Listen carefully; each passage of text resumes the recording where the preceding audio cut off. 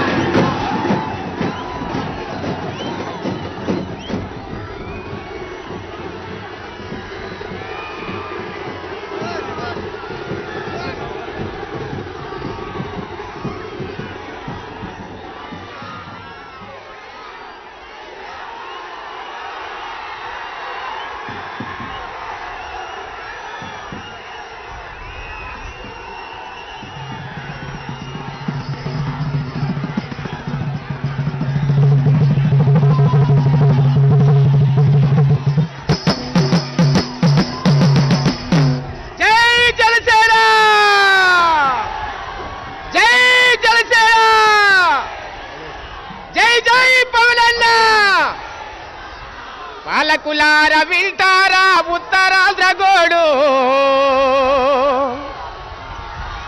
మా బాధల పార్లమెంట్ లో ఎప్పుడు అడుగుతారు పాలకులార వింటారా ఉత్తరాంధ్ర గోడు మా బాధల పార్లమెంట్ లో ఎప్పుడు అడుగుతారు ఉత్తరాంధ్ర రాయలసీమ ఎరకపడాలేదా శ్రీకృష్ణ కమిటీ చెప్పింది గుర్తు లేదా శ్రీకృష్ణ కమిటీ చెప్పింది గుర్తు లేదా పాలకులార వెళ్తారా ఉత్తరాంధ్ర గోడు బాధన పార్లమెంటులు ఎప్పుడు అడుగుతారు ఉద్దానంలో ప్రజల ఊపిరి పోతుంటే ఉపాధి లేక బడగొల్తల వలసల పోతుంటే ప్రజల ఊపిరి పోతుంటే ఉపాధి లేక మన గోల్తల వలసల పోతుంటే వైద్యమల్ల కాగిన జనులు అల్లాడుతూ ఉంటే వేరెందుకు పార్లమెంట్ లో పోరాడకుంటే ఎంపీలారా అరే పాలకులారా ఎంపీలారా వెళ్తారా ఉత్తరాంధ్ర గోడు మా బాధల పార్లమెంట్ లో ఎప్పుడు అడుగుతారు విశాఖలోని ఫ్యాక్టరీలు విసుము చిమ్ముతుంటే ఏమయ్యా పాలకులారా విశాఖలో విషము చిమ్మి చాలా మంది చచ్చిపోతా ఉన్నారు కానీ మీకు దుల్లపోతు మీద వర్ష గురించి చల్లగా ఉంది అందుకే రాశా విశాఖలో ఫ్యాక్టరీలు విసుము చెమ్ముతుంటే కాలుష్యం పడగ విప్పి ప్రాణం తీస్తుంటే ఓట్లేసిన ప్రజలకు మీరేమి చెప్తారంట జనం గోడు పట్టకుంటే పదవులు ఎందుకంట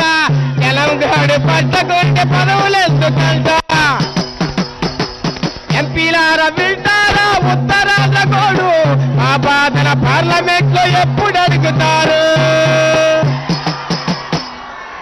చంద్రబాబు నాయుడు కంట మునీశ్వరుడి శాపం ఉందంట ఏంటయ్యా మునీశ్వరుడి శాపం అంటే చంద్రబాబు నాయుడు ఎప్పుడు నిజం మాట్లాడతాడో అప్పుడు ఆయన తలకాయ వెయ్యి చెక్కలైపోతుందంట కాబట్టి చంద్రబాబు నాయుడు ఎప్పుడు నిజాలు మాట్లాడు అందుకు ఒక పాట ఉంది అబద్ధాలు రాయుడా ఓయ్ చంద్రబాబు అబద్ధాలు రాయుడా చంద్రబాబు నాయుడా ఈ మాటల చిత్రమైన కంప్యూటర్ రాయుడా అరే అబద్ధాలు రాయుడా చంద్రబాబు నాయుడా ఈ మాటల చిత్రమైన కంప్యూటర్ రాయుడా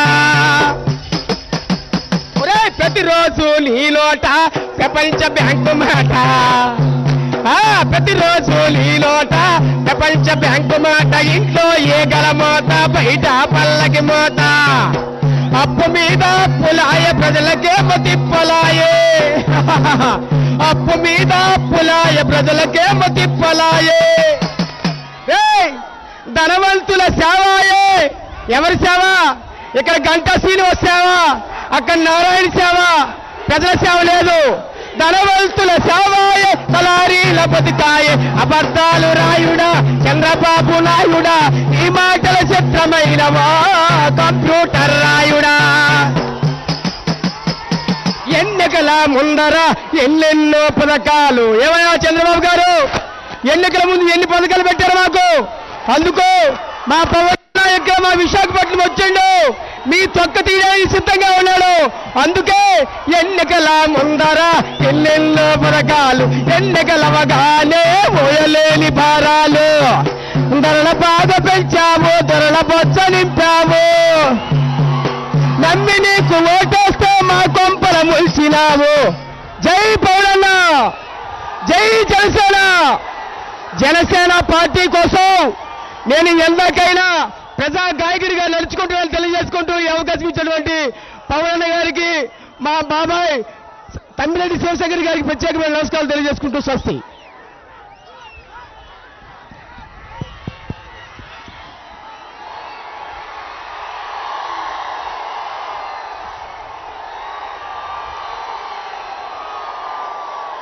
ఇక్కడికి వచ్చిన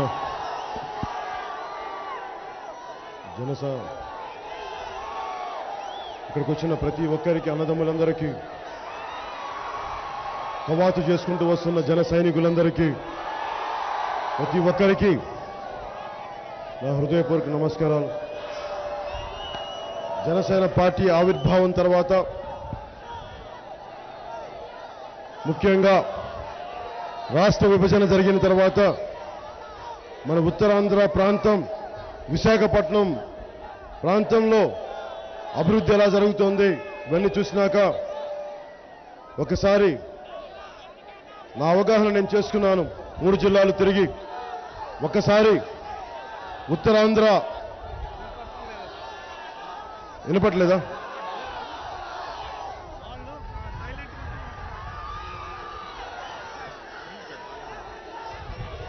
ఉత్తరాంధ్ర వెనుకబాటుతనం మీద, ఉత్తరాంధ్ర చరిత్ర మీద ఒక్కసారి ఆచార్య చలంగారిని కొంత మా జన సైనికులకి, ప్రజలందరికీ ఒకసారి మీ సందేశం ఇవ్వాల్సిందిగా కోరుతున్నాను. మీకు వినపట్లేదా?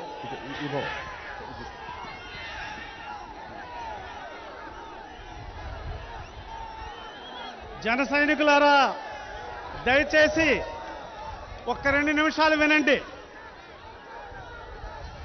ఆయన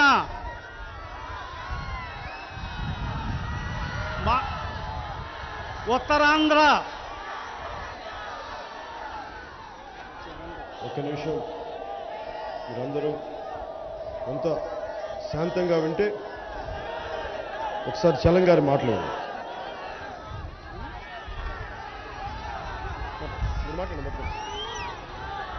మిత్రులారా, విశాఖపట్నంలో పుట్టిన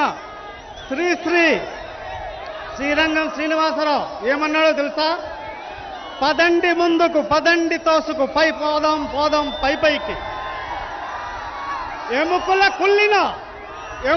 కుల్లిన నెత్తురు చచ్చిన సోమరులారా చావండి. రక్తం నిండిన, శక్తులు నిండిన సైనికులారా, జన సైనికులారా, పదండి ముందుకు, పదండి ముందుకు. మనం దగాపడిన తమ్ములం. ఉత్తరాంధ్ర ప్రజలు వేలాది సంవత్సరాలుగా దగా పడుతూనే ఉన్నారు. కళింగ యుద్ధం చేశారు. 30 లక్షలున్న కళింగలో 2.5 లక్షలు చంపబడ్డారు. మగధ రాజ్యాన్ని నిర్మించారు మీరంతా, మీ తాతలు తండ్రులు. తరువాత రోజుల్లో మద్రాసు రాష్ట్రానికి కావలసిన ముఖ్యమంత్రిని, మద్రాసు రాష్ట్రానికి కావలసిన శక్తి సామర్థ్యాల్ని మన ఉత్తరాంధ్ర వాళ్లే ఇచ్చారు. కానీ ఈవేళ పరిస్థితి ఏమిటి? గత 50 ఏళ్లుగా స్వాతంత్రం కాదు, మన రాష్ట్రం ఏర్పడిన తర్వాత ఉత్తరాంధ్ర పరిస్థితి ఏమిటి? వినపట్లేదా? మీరంతగా చెప్తే వినపడదు. దయచేసి మీరు వినండి. మీరందరూ కూడా వినరు.